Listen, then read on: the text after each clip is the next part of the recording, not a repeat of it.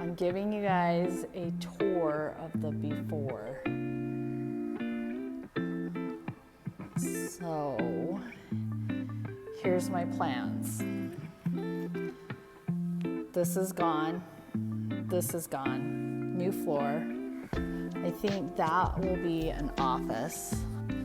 And then we're gonna see if we can get these beams back to the original wood beams. That whole soffit situation is gone. This whole thing is gone. Because if you've been to our one shop, it is definitely more industrial and definitely the ceilings are higher. So that's what's gonna happen there. So imagine that this whole situation is gone, okay?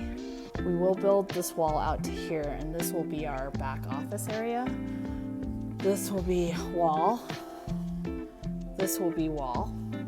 And back here, we're gonna move all retail back here. That's the bathroom. Nobody wants to see that anyway. So this will be retail. And then this will be gone.